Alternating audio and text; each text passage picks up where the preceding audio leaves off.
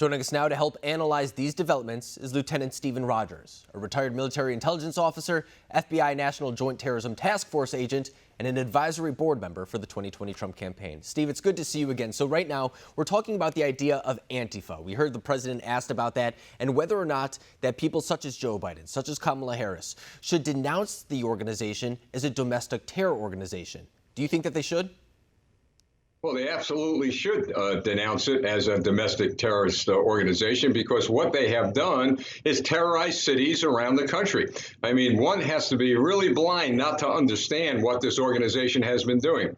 A lot of the fires and buildings we see, the looting we see, is actually the activists called Antifa. So they should denounce this organization as a terrorist group. And I think it's worth noting, too, that it wasn't too long ago where Senator Kamala Harris was talking to the acting ICE director and made him answer whether or not ICE was comparable to the KKK, a domestic terrorist organization that he said doesn't really have any parallels. So she was trying to make the comparison between those two, yet those two individuals, that being Joe Biden and Kamala Harris, and really most of the Democratic Party, are silent on the idea of Antifa. And now, for example, we see last night that protesters are once again returning to that federal courthouse in Portland, but I was under the impression that this violence was being caused by the federal agents being in Portland. That's what a lot of mainstream news networks were telling me. Does it end up that they were wrong about that analysis?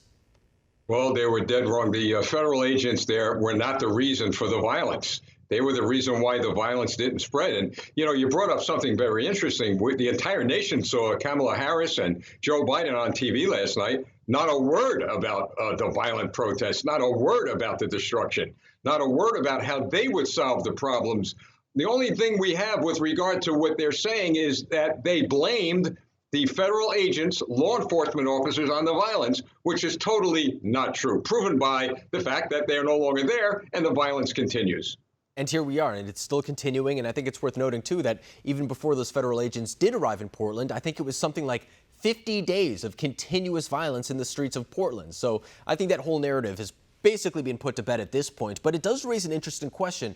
What is prompting the unrest that we're seeing on the streets? I mean, a lot of people will say that it stems back to the coronavirus lockdowns, that people don't have work to go back to in the morning, and maybe that they're just struggling financially with evictions coming up, or they don't know how to make a paycheck. But right now, we are seeing an uptick in violence in New York City, Chicago, Portland, all across the country. What do you think is causing it? Well, a couple of things that I believe are causing it. One, there's no doubt in my mind, and this is my personal opinion, just based on a little information I'm getting here and there, is that there's a possibility that the Chinese Communist Party is doing some funding of this through other organizations. There's been a lot of information about George Soros and his funding of a lot of these organizations. So what we see in a lot of these riots and the unrest are paid people getting paid to create this unrest.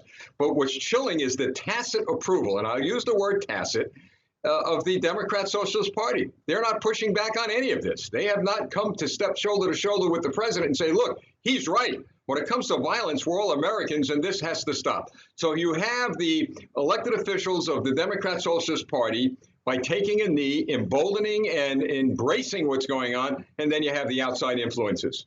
And Steve, you bring up an excellent point, because I've heard that before, too. I mean, throughout the entirety of these protests, we have been hearing that Chinese infiltrators have been trying to hijack this movement a little bit through misinformation campaigns, trying to sow discord throughout the United States. And even yesterday, for example, Chanel Rihanna, our White House correspondent, asked President Trump about Antifa, but she referenced this one article that was, this one website, Antifa.com, that was circulating. And when you went to the site, it was redirected to Joe Biden's website. And a lot of people were wondering where that came from. And we're seeing reports today that it is actually registered to some Russian organization overseas. So does that kind of build on the idea that these misinformation campaigns stemming from Russia, from China, even from Iran, that they are being successful in sowing discord here in the United States? Well, yeah, that's part of it. And the other part of it is that because of the silence, number one, of Democrat socialists from City Hall to Congress, because of the fact that there's been no pushback against Antifa, but there has been pushback from these Democrat socialists against ICE, against law enforcement. So all this is put into one pot, and you add all that fuel, you got a flame that is now out of control. Yeah, and I think the American people are a little bit over this unrest. I mean, I think they were on board with police reforms at the very beginning. I think everybody saw the George Floyd video and was very disturbed by what they saw.